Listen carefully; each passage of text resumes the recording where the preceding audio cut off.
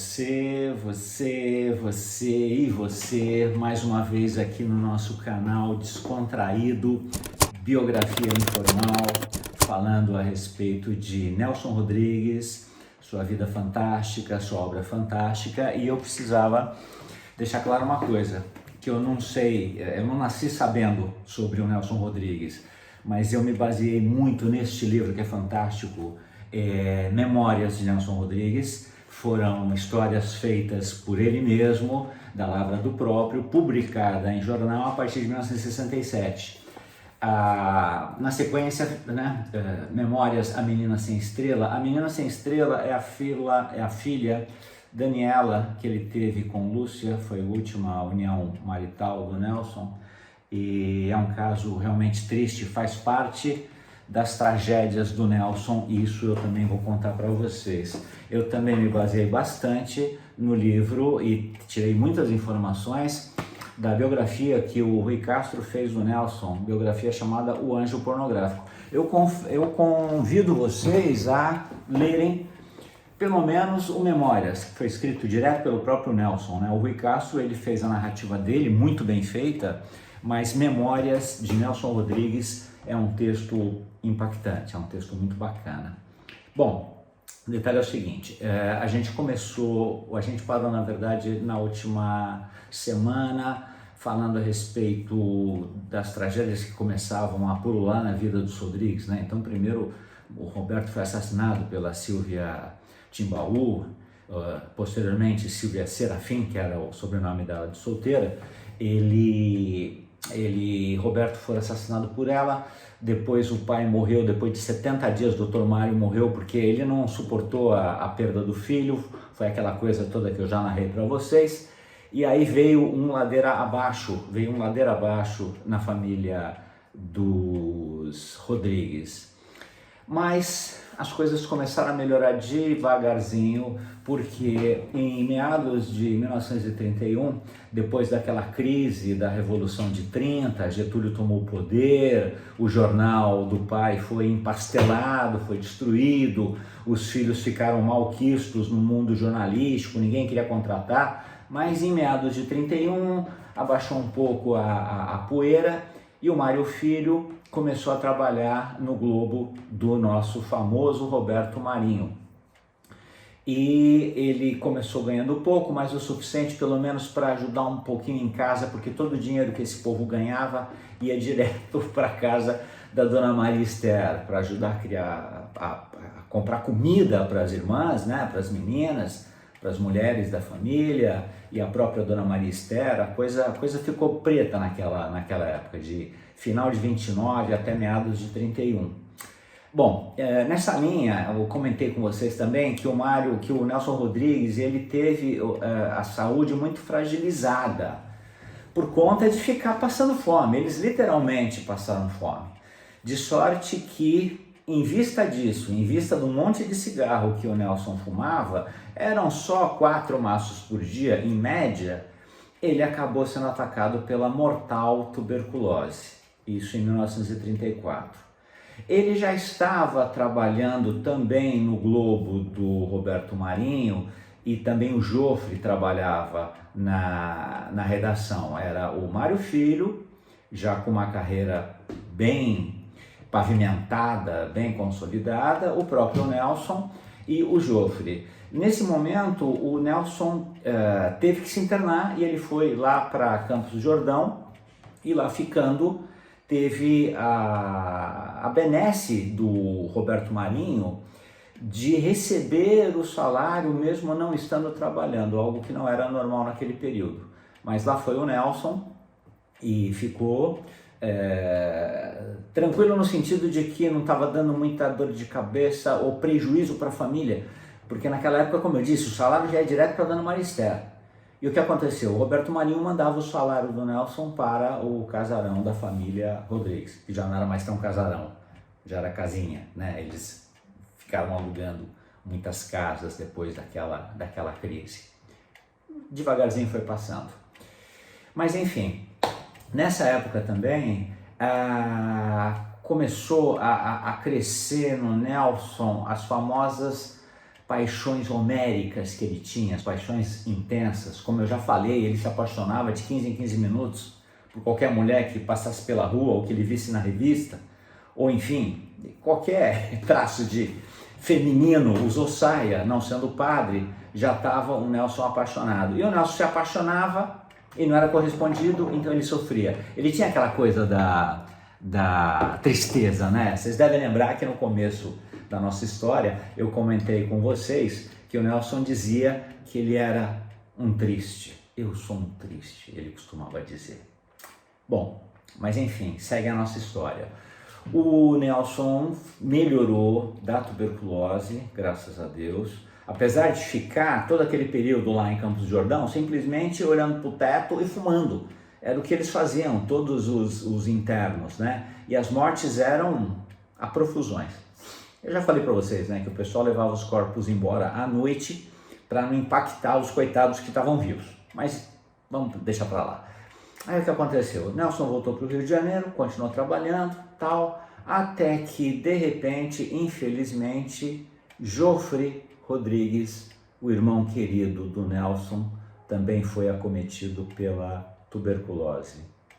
Isso deixou o Nelson muito passado, muito impactado. Ele se sentia responsável pela contaminação do irmão, uma vez que todo mundo sabe, né? A tuberculose ela é extremamente contagiosa. E lá foi o Jofre Rodrigues, não para Campos do Jordão, mas ele foi para Correias, na Serra Carioca, lá na direção de Petrópolis, Teresópolis, Itaipava. Ficou lá o Jofre.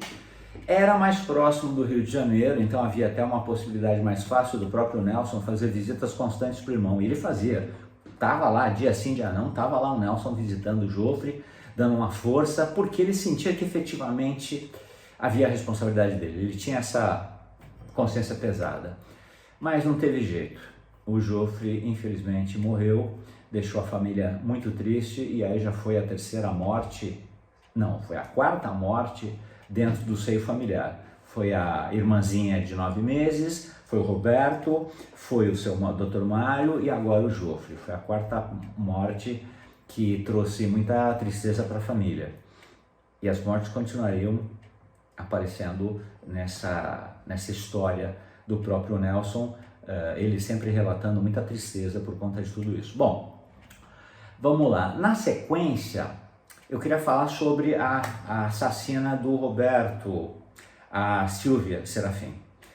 A Silvia, ela era casada com o Dr. Tibaú, botou um chifre nele com um colega médico, estava rolando o processo de divórcio, o jornal do Dr. Mário publicou, ela de raiva foi lá na redação, matou o Roberto, foi presa, foi julgada, absolvida, porque foi adotado a figura jurídica da forte emoção, ela foi absolvida.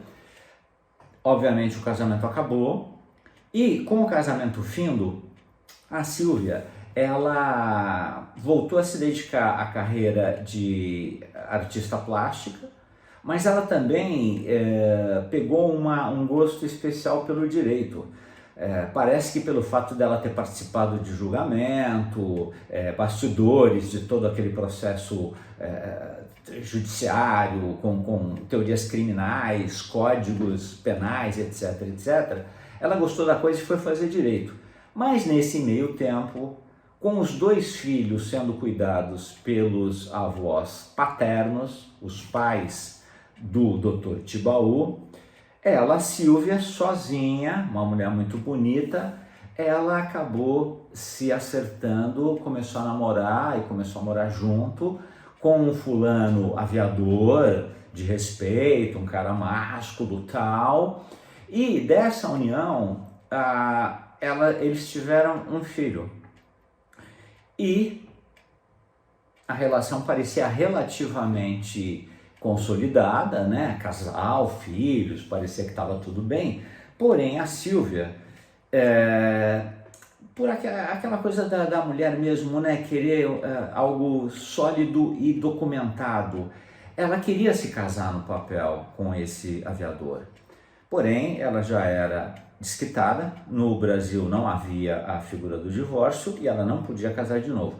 Mas o que aconteceu muito durante essas últimas décadas pré-lei do divórcio, para 1977, é que o pessoal ia casar na Bolívia, na Argentina, no Peru, no Uruguai, em Miami, Las Vegas. A moçada ia casar fora para ter um vínculo no papel. O que ela fez? Ela foi para o Uruguai, porque a opção naquela época, 1934, 35, a opção era o Uruguai. Ela foi para o Uruguai e tinha que fazer um estágio, tipo para fixar residência no Uruguai. Ela foi para o Uruguai e ficou lá, deveria ficar lá 7 meses para conseguir bater esse período e por conta disso, e depois desses 7 meses, ela poderia casar no papel com o tal do aviador, o namorado dela, pai do filho dela, que nessa altura do campeonato já estava com seus 3, 4 anos. Ocorre que ela descobriu, ou ficou sabendo lá no Uruguai, que o fulano, o aviador, né, o macho bacana, né, todo cheio de estrelas no ombro e tal, aquela coisa o glamour de um piloto de avião, ele estava tendo um caso com uma fulana no Rio de Janeiro. E ela voltou furiosa do Uruguai, foi para o Rio de Janeiro, chegou lá, que é isso? O que está acontecendo? Você está me corneando e tal. E o aviador falou para não, que é isso? Você está enganada? Quem disse isso para você? E tal. Teve aquela briga, mas efetivamente o cara se safou num primeiro momento, né? Tudo bem, num primeiro momento se safou, beleza, vamos deixar rolar. Mas tem um outro paralelo. Quando eu falei que ela gostou do mundo jurídico, tribunais e tudo mais, naquela oportunidade ela fez o curso de Direito. Tirou o diploma de advogada. Só que aí é que o bicho pega. Para ela se inscrever na faculdade, prestar o curso de Direito, ela falsificou alguns documentos. Certificado de conclusão de primário, ginásio, colegial, sei lá como é que era o nome na época, né? Curso normal. Ela falsificou uma papeladinha e foi processada e estava para ser presa. Para não ser presa, o que ela fez? Voltou para o Uruguai correndo. Voltou para o Uruguai, ficou lá escondidinha, tal, perfeito. Só que de novo veio a tal da informação de que o cara, o aviador, estava metendo um par de chifres nela. Ela chamou o aviador para o Uruguai, ele não foi e respondeu, falou, não, você tem razão, eu estou transando com outra, eu não quero mais saber de você, mas nosso filho, não estou nem aí, sei que se dane e tal. Ela ficou puta e foi para o Rio de Janeiro. Chegou no Rio de Janeiro, ela estava condenada e antes de ser presa, ela ficou escondida num hotel e nesse hotel ela tentou se matar. O que ela fez? Ela cortou os pulsos. Cortou os pulsos no hotel. Ela, com o filhinho de 4 anos e meio, cortou os pulsos, o filhinho lá no berço, na caminha, e ela começou a gemer, os pulsos cortados, fluindo sangue. Ela fez algum barulho, o pessoal do hotel notou, arrombou a porta, catou ela, conseguiram salvá-la, conseguiram levar para o hospital, conseguiram salvá-la, mas aí não tinha mais como escapar da justiça. Ela foi para o hospital, ficou tudo muito claro, sabiam que ela tinha um mandado de prisão e foi para a cadeia. Aí o que aconteceu na cadeia?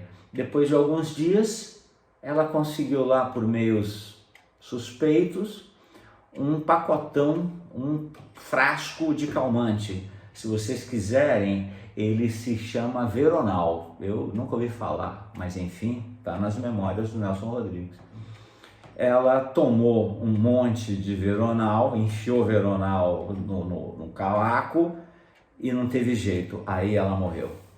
Ou seja, a querida Silvia, não é querida, mas a Silvia provocou, ela matou o Roberto Rodrigues e Deus escreve certos por linhas tortas, o castigo vem a cavalo, aquela coisa toda. Me parece que a vida acabou cumprindo a sua sentença, né? Ela sofreu bastante e ela acabou nas próprias mãos perdendo a vida. Foi uma coisa complicada. Bom, o que acontece na sequência, historicamente falando, em relação ao período, né, dia após dia, eu estou fazendo uma crônica, eu estou fazendo um relato cronológico, tá? O próximo fato impactante foi exatamente a morte do Jofre Soares lá em Correias, na Serra Carioca, que também deixou o Nelson muito abalado, muito abalado. E é a partir desse período que eu vou continuar a nossa história na próxima semana, ok? E eu aguardo vocês, peço que, por gentileza, toquem o sininho, comentem, compartilhem, e eu vou ficar muito feliz. Comentem, inclusive, dando palpites, né? Porque eu tenho recebido muitos pitacos interessantes, alguma coisa eu consigo rebater, alguma coisa eu consigo arrumar, outras não. Por exemplo, esse meu vício de ficar olhando para a câmera e não olhar para a tela faz com que as pessoas sintam um pouco de desconforto. Falam, pô, Guilherme, você não está olhando para mim. Tá, eu estou tentando olhar para você, mas é que eu me distraio e olho para mim na tela. Mas vamos arrumar isso aí, ok, meus queridos? Até semana que vem. Fiquem com Deus. Um abraço.